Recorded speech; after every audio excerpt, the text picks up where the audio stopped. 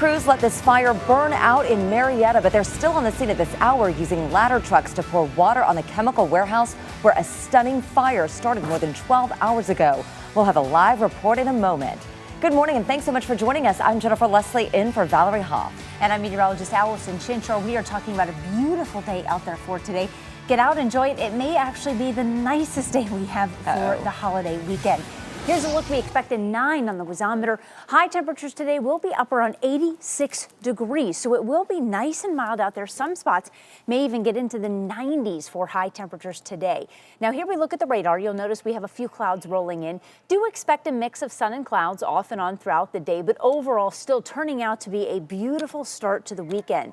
Temperature-wise, things starting to warm up and pretty quickly. 74 already in LaGrange, 73 for Atlanta and Covington. Right now, 72 in Gainesville. It is 64 degrees in Canton. We will have that hour-by-hour update coming up for you in just a few minutes. Thanks so much, Allison. Now back to that massive fire. We've seen major progress this morning, but the damage is extensive. The fire started around 8:30 last night, sending flames and clouds of smoke into the air. People around the fire were evacuated and parts of Cobb Parkway had to be shut down. Incredibly, no one was hurt. The fire is in an industrial area of Marietta in a warehouse for AMRAP, which makes chemical products, including automotive supplies. It's on Industrial Park Drive near Cobb Parkway and Canton Road. 11Alive's Caitlin Ross joins us live from there. Caitlin, what's the latest this morning? Jennifer, now that the sun's up, you can really see the extent of this damage here. Fire trucks are still on scene. They've got a hose still on the hot spots here. They've been working for 11 plus hours at this point to completely extinguish the flames. This started around 8 o'clock last night, and one of the workers from AMRAP that I talked to said about 20 people were inside the building when it happened. They had 2 production lines going when the fire broke out. Thankfully, everyone was able to escape. There were a number of explosions overnight, a very scary situation for firefighters, but after 11 hours, they were finally able to put out the fire. It was really incredible work, certainly a lot of teamwork here from a number of different fire departments that came together to make sure everyone stayed safe. The EPA was out on the scene last night, making sure people in the area were safe as well because of all that smoke that was coming off this fire. There have been no reports of any toxics that were released into the air.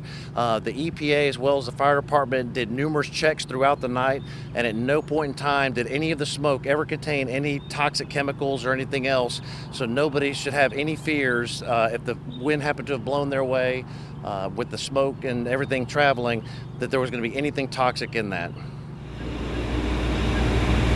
So now that the fire is safe and everyone is okay, it moves on to what started this fire. Firefighters tell me investigators are going to be on the scene for the rest of the day and likely through the night trying to figure out exactly what happened. Now they're going to have to be digging through some massive rubble here. You can just see the damage is absolutely incredible. I spoke with business owners in the area who said they came down here last night after they heard about it. They saw the smoke, they saw the explosions, and everyone is still in shock that no one was hurt in this, Jennifer. It's really amazing that everyone was able to get out okay, and all of the firefighters and workers are safe this morning. Just so fortunate. Caitlin Ross, thank you so much. We'll check back with you in about 30 minutes. After the fire started, you could see it from as far away as downtown Atlanta, and those who were close by could feel the heat. 11Alive's Blaine Alexander talked to witnesses at the scene.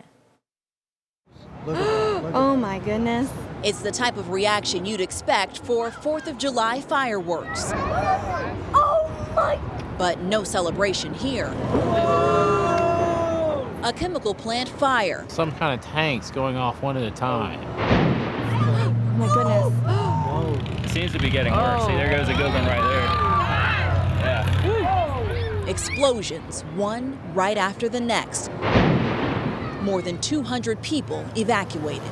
Cops said if it goes off, it'll explode the whole neighborhood. We just saw the black billowing smoke. They came from their homes, stopped their cars. It's like an inferno. Pulled over to look, to listen. Loud pops and balls of fire come tumbling up one at a time. In an evening sky suddenly black as night, the fiery orange explosions were like a laser light show. And it goes boom, boom, boom, and then boom. Hours passed and crowds thinned, but some remained. And just kept going and going and going. Watching, waiting for an ending to a story that is still unfolding. It's crazy. In Cobb County. It really is crazy. Blaine Alexander, 11Alive News. And as this story continues to develop today, we'll keep you updated on the air and on 11alive.com. We'll have another live report at 9:30. Here's a national story that's breaking this morning. 7 people are dead and 7 others wounded after a series of drive-by shootings in the Santa Barbara area overnight. The shootings took place near the Isla Vista student enclave next to the UC Santa Barbara campus. The circumstances surrounding the shootings are not clear yet. Isla Vista is known for parties, including one last month that turned violent. There is dramatic video of an all-out brawl shot aboard a MARTA train. We want to caution you, this is a very brutal fight, but it does have many riders concerned.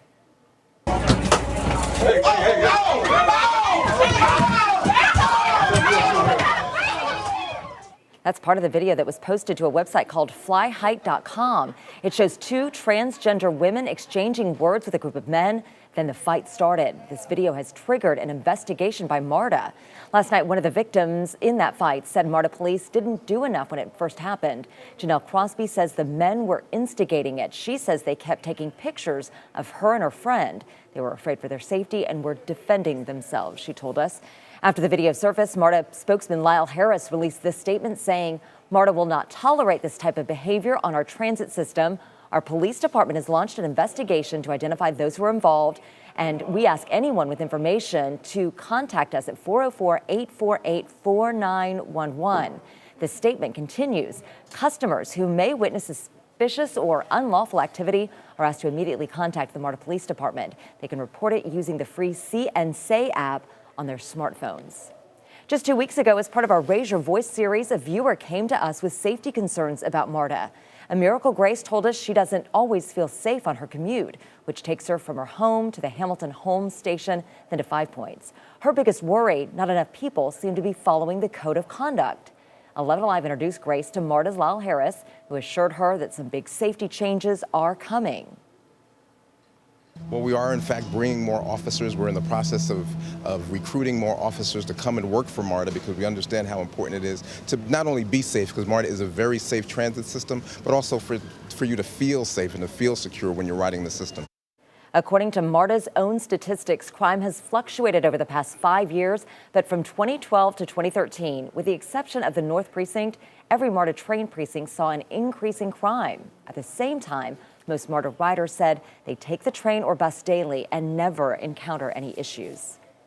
It's been almost a week since anyone has talked with a Morehouse student who disappeared a day before his parents thought he was going to graduate. Authorities are searching for Benjamin Jones. Police say last Saturday night, his cell phone pinged near Piedmont Hospital. Officers checked. He's not a patient there. His credit card hasn't been used since Saturday morning at this quick trip near his house in Roswell. His family says he may have gotten depressed after learning he wasn't going to be allowed to graduate on Friday. According to his dad, Jones had failed to file the proper paperwork. I don't know for a fact that he even found out he wasn't graduating because the college doesn't have any record of him coming there or talking to anyone about his graduation status. Last Saturday, police tracked his phone to the Embassy Suites in Buckhead. His father looked. There was no sign of his car, a gold 1999 Lexus SUV. Police are still reviewing the surveillance video. Anyone who has seen the car or Jones since Saturday is asked to call Roswell police. Well, did you see last night's meteor shower? Many people watched the skies for the show that was supposed to peak between 2 and 4 this morning. This is video from NASA's website where there wasn't much to see around 3:30. If you caught the meteor shower, send us your pictures to photos@11alive.com. And around here, there wasn't much of a sight either, right? No, in fact, we were talking to some people. We have a couple people. Thomas, one of our sports producers that works here, said all he could see was smoke. He lives around Marietta, so I think the smoke from the fire was a little bit of a deterrent for people who live in Cobb County. But even if you didn't live in Cobb County, we had mostly cloudy skies for much of the evening. And again, you have to remember the meteor shower was expected to be much closer to the horizon. You pick up a lot of the city lights from that. Okay. So between the extra clouds and the fact that it was close to the horizon, I don't really think we had too many people that were able to luck out with with that. But who knows, maybe some people who are farther away from the city that maybe didn't have the extra clouds, maybe they were able to. But today it's going to turn out to be a beautiful day if you plan on heading out. Braves are playing against the Rockies today at home. First pitch is at 4:10. Temperature should be about 87 at that time, but we drop back to about 84 degrees by the end of the game. If you are looking for things to do this weekend, today, if you're flexible, might actually be the best day to do them because the rain chances are only going to go up from here. So we will have that Memorial Day forecast coming up for you in just a few minutes. Okay, looking forward to it. Well, this will be an emotional weekend for members of Friendship Baptist Church. They're preparing for their final service tomorrow as the church moves to a new location to make way for the new Falcon Stadium. Memories from one of the most notable members of the church after the break.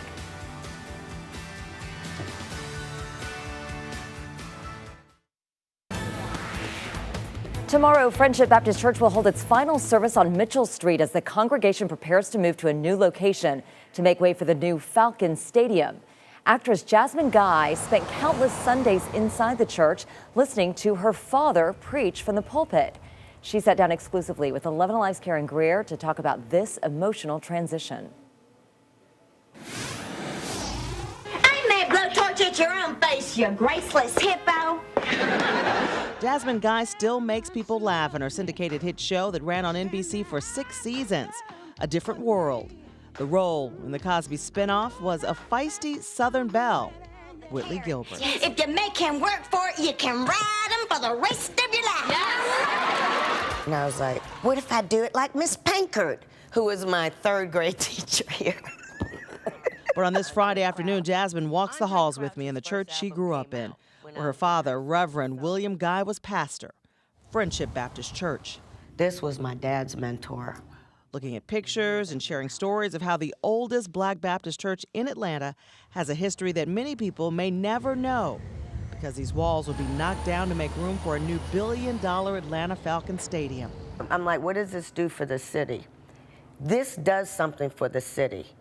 Our churches, our history. The church agreed to $19.5 million to leave their home for the last 150 years. You know, I grew up here on Fair Street, and I'm watching it go down. You know, in the 30 years that I've been gone, are you all putting anything back into this community? The founding pastor, Reverend Frank Quarles, started holding services in a boxcar on this site in 1866 after the Civil War. And when Morehouse College moved to Atlanta from Augusta in 1879, classes were held here. Spelman College started in the basement here in 1881, and the close relationship with the schools and this church continues today. They don't want to leave this area. And, you know, it's important, I think, that the schools have walking proximity to the church. So, you see? The last service in this historic church is Sunday, with Pastor Guy set to preach along with the current minister, Dr. Emmanuel McCall. I just hope I don't cry through the whole thing. Friendship is the people. I understand that. And they are still here, and they will continue the legacy. His eyes on the Jasmine says with a heavy heart she will be in these pews, remembering the history of this church that has meant so much to so many. His eye is on the sparrow,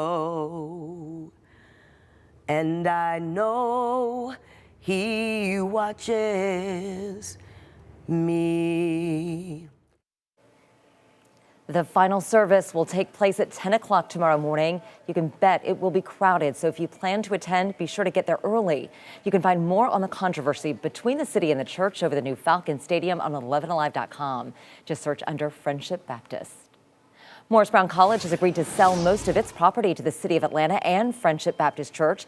Their offer of $14.6 million was the highest bid for the 36-acre property.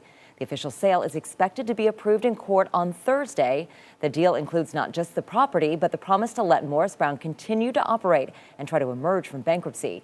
The college filed for bankruptcy back in August 2012 with about $30 million in debt. Well, Memorial Day weekend marks the unofficial start of the summer season. Coming up, we've got a look at some activities where you can celebrate with food, fun, and sun right after the break.